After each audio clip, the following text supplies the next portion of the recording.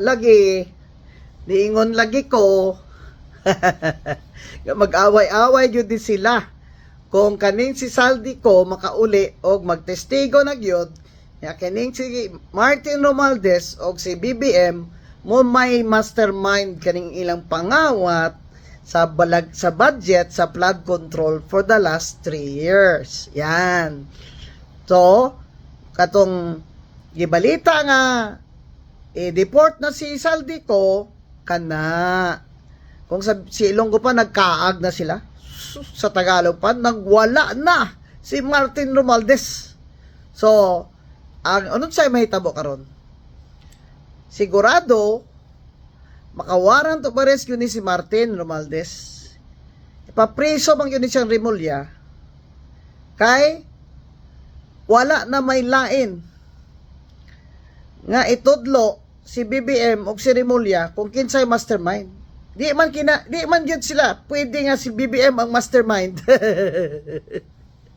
Mao ka na nga si Martin Romualdez na pod ilang gitudlo nga mastermind. Kay unyag makauli si Saldi ko kay deport man gyud kana na.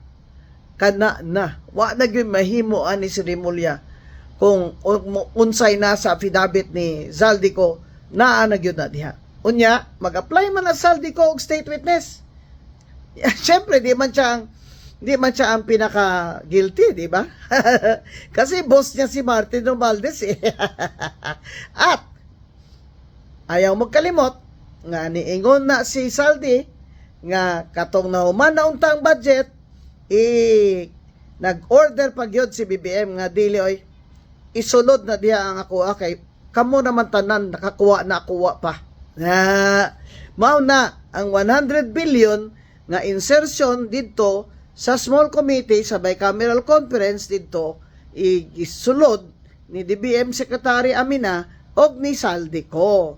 Anion si Saldi ko nga kanang 100 billion ang kickback ana ni BBM 25 billion nga iyang gipahatod sa iyang mga security guards nga mga former Marines. Mao na nga pagguwa sa 18 Marines, diba?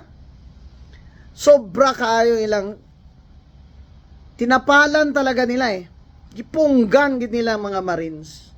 Pero nakagawa man gyud. Nga niingon nga naghatod man gyud sila malita-malita didto sa balay ni BBM o sa balay ni Martin Romualdez. Wala mga igala.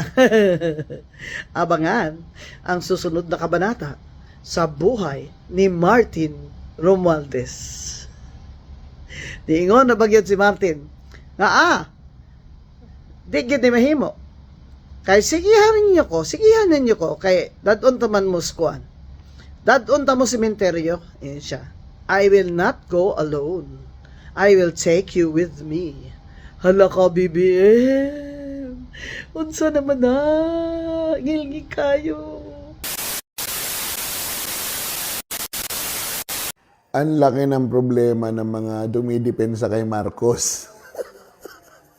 Sabi ng Supreme Court, sabi ng Korte Suprema, kailangan mag-comment ang Malacanang, lalong-lalo na si Executive Secretary Ralph Recto, tungkol sa hiling na magpa-hair follicle test ang Pangulo at magpa-general check-up, di ba? Para malaman kung ano talaga yung kanyang kalagayan, pisikal, di ba? Kung kaya pa niya maging Pangulo, di ba? Pumapalya-palya na eh. Ang laki ng problema ninyo, no? Na nangangarap kayo na ma-impeach si Vice President Sara, pero mukhang mauuna pang malaman na hindi physically fit ang Pangulo. At, siyempre yung hair follicle test, it will determine whether or not he is fit to become president. Kasi siyempre hindi naman tayo pwede na panguluhan o magkaroon ng isang Pangulo na adik. O, di ba? O, paano? Mainis na lang kayo, mga king-ina ninyo. Doon kayo sa Korte Suprema magreklamo. Wag sa amin, sayang ang bayot.